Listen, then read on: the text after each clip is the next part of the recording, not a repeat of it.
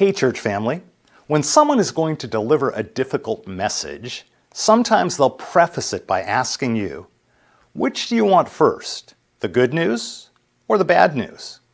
It seems like bad news is everywhere and good news is in very short supply. So far this year, we've seen the images played and replayed of the senseless, horrific, inhumane beating of a black man in Memphis by 5 black ex-cops who've since been charged with second-degree murder. In addition to that sickening story, we've heard about a California mass shooting, followed by another California mass shooting.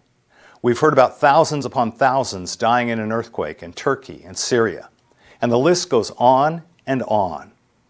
There's a saying in the news business, and the saying is, if it bleeds, it leads, which might lead you to believe that there's nothing but bad news all around us. But consider for a moment, do you know how many people have volunteered to serve their local communities in the past year? Do you know how many dollars have been given, contributed to charity? Do you know how many random acts of kindness have been shown by total strangers? Do you know how many children have been adopted by Christian families? Or how many police officers have been ambassadors of goodwill, serving their communities and lending a helping hand wherever needed? Or how many people have gone to work every day, doing their job, earning an honest living, and adding to our economy? Or how many mothers and fathers are raising their children in the nurture and admonition of the Lord, teaching them to love God and other people? Or how many men and women have celebrated 1, 2, or 10 years of sobriety as they attend AA meetings every week, encouraging others to remain sober?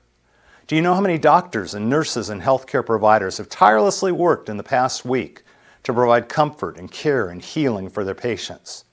Or how many Christians have gone quietly about their business every day with no fanfare or recognition, living soberly, righteously, and godly in this wicked world, emulating the character of Christ? Do you know how many? I don't either, but I know there's a lot of good that exists. Every day I see it, I read about it, I hear about it, I experience it, I'm told the stories. Too often we become confused by the 24/7 negative news cycle of cable TV and internet news and allow our minds to be skewed by thinking people in the world is worse than it actually is. In the midst of a corrupt Roman culture, the Bible offers this admonition to first-century Christians, and by implication and application to each of us in the 21st century world. It says, "Finally, brothers, whatever is true, whatever is honorable, whatever is just, whatever is pure, whatever is lovely, whatever is commendable, if there's any excellence, if there's anything worthy of praise, think about these things." Changing our thinking won't change the evil in the world, but it will change us. It will change how we look at the world, how we look at other people, how we act and react, and how we respond.